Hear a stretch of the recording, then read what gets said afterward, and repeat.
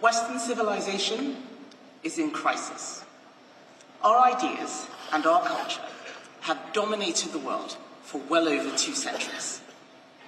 This is not a crisis of values. It's a crisis of confidence that has set in at exactly the same time that we face existential threats.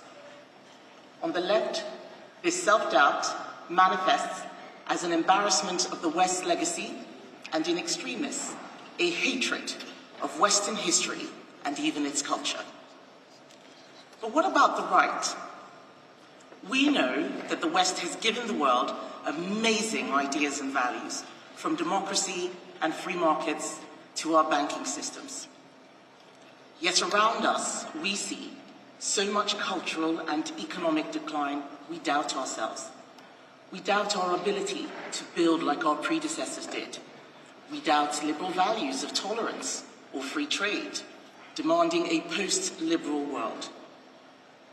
It's not liberal values that are the problem. It's weakness.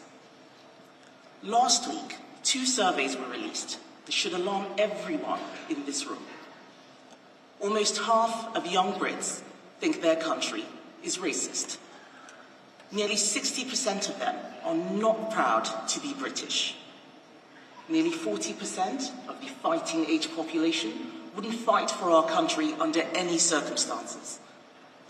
More than half of those aged between 13 and 27 said the UK would be a better place if a strong leader was in charge who does not have to bother with Parliament and elections. A dictator. We shouldn't be surprised. Young people see a Parliament obsessed with trivia, presiding over stagnation, despite making more and more laws, a Parliament with only a few defending our values, and many more too scared to challenge those who attack what we believe in. I would say to those young people, I understand your anger, but be careful what you wish for. I was born in London, but grew up in a country with a military dictatorship and strong leaders who did away with pesky liberal values like democracy because people voted in bad politicians. They stopped free speech because some used it to offend. In the 1960s, many former British colonies in Africa decided to move on from British values. A lot of people preferred strongman politics and ethnic nationalism to democracy and pluralism. But when they got it, they didn't like it. Strongmen had lots of words, but no plan. They ran everything and delivered nothing. They flogged teachers, shot journalists, people disappeared, dead bodies were found on the streets.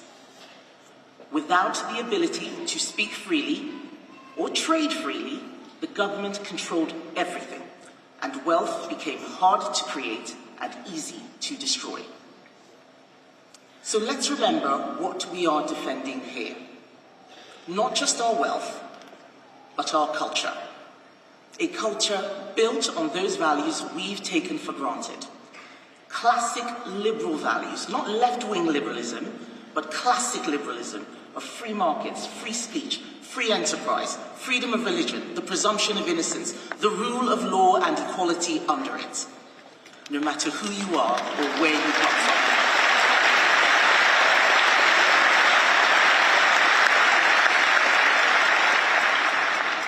As the world becomes more complicated, we need to bravely fight for these values now. Instead, we are distracted. Too busy critiquing and deconstructing what previous generations built, rather than making sure that the very best of our inheritance is left intact for the next generation. This is the real poison of left-wing progressivism. Whether it's pronouns or DEI or climate activism, these issues aren't about kindness. They are about control. We have limited time, and every second spent debating what a woman is a second lost from dealing with these challenges.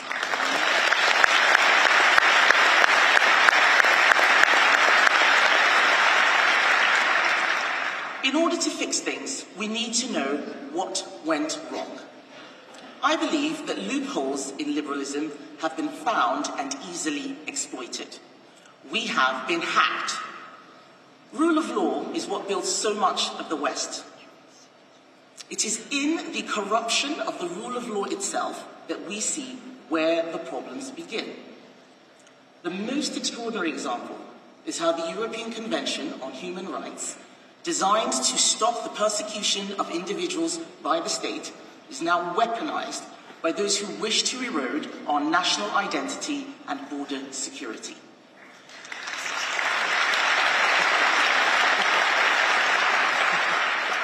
The current system is being exploited. The public are enraged at the perception that the UK has become a haven for foreign criminals. One case involved a man who was allowed to stay. It was claimed that his son disliked foreign chicken nuggets. In another, a drug dealer reportedly avoids deportation because of his daughter's gender identity issues. Well, we were members of this convention for half a century without this madness. What's changed? It's not the values, it's the people. They are afraid of creating any kind of conflict. They use the most novel and expansive interpretations of human rights law to avoid it. And we see that lack of confidence now in everything from law and order to national defense. A fear of sticking up for young girls being abused by rape gangs over so many decades so as not to upset community relations.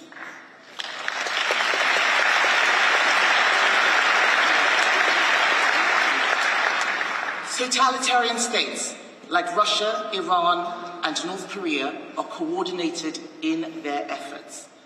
Failing to spend more on defense is not peacemaking, it is weakness, and it only emboldens their threats to democracy and global stability.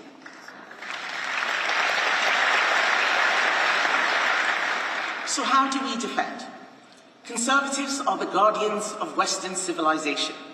We do need to defend what we have, but many have forgotten how to do so. It requires bravery and not endless compliance at the threat of legal challenge. So I'm going to give you a brilliant example of a woman who has done this. She is known as Britain's strictest headmistress and runs the Michaela School, the best school in our country. Her name is Catherine Singh.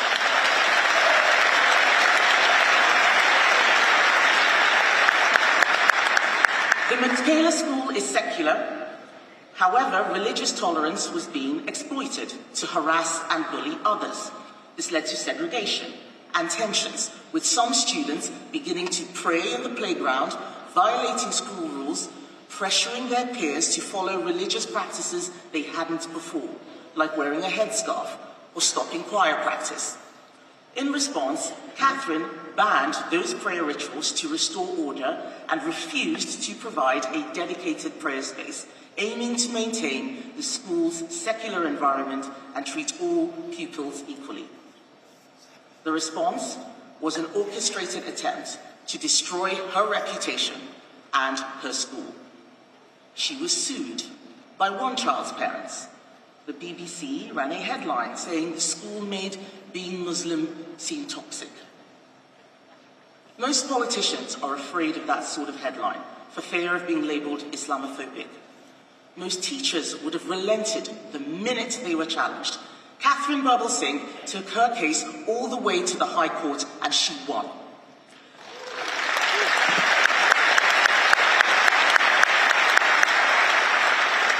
Catherine showed how you defend Western civilization. Contrast this courage with Keir Starmer, the Prime Minister, who took the knee during Black Lives Matter protests in response to a problem that was not in his country and did not apply. Why? Because he was cowed by the mob. The problem isn't liberalism, the problem is weakness.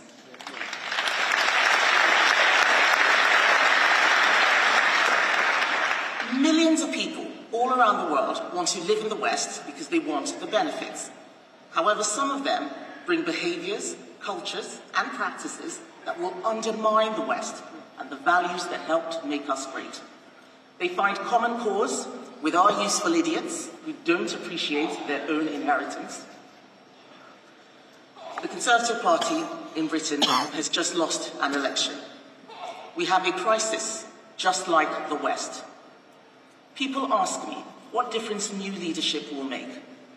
Well, take a look at President Trump. He's shown that sometimes you need that first stint in government to spot the problems, but it's the second time around when you really know how to fix them.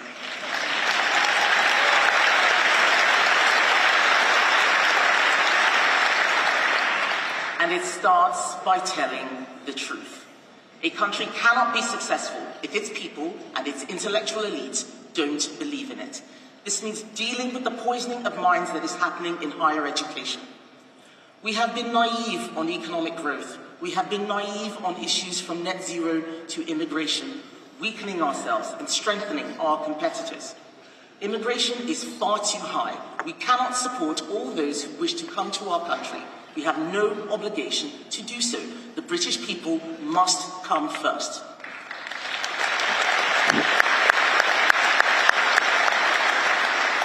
We cannot keep racking up debt for our children.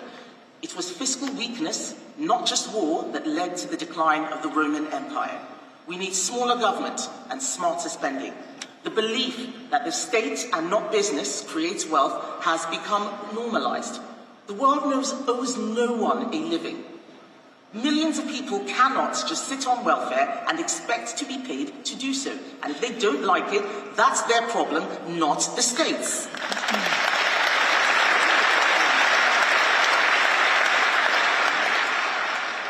Our country is not racist. We don't need to apologize. We don't need to pay reparations or give away the Che silence.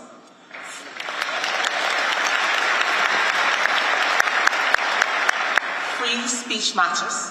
Some cultures are better than others, and it's only contentious to say this because honesty has become impossible.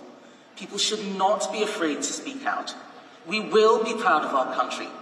Most of all, we need to get up off our knees and start fighting, not just for the UK, but for the West and our values again.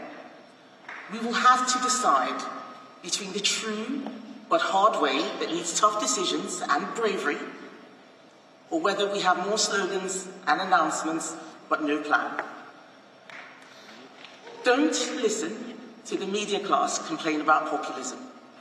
The very essence of democracy is acknowledging the will of everyday people and then actually making it happen.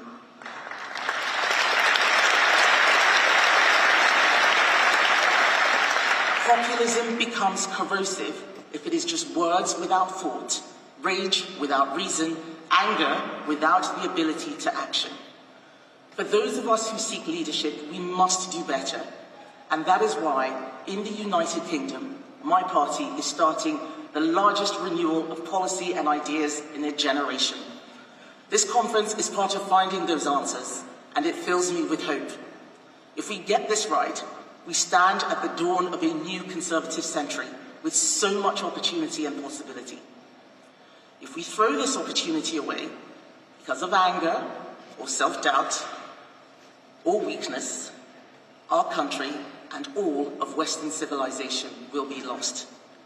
And that is why we, the next generation of Conservatives, must lead the world back from the precipice. It is time to speak the truth.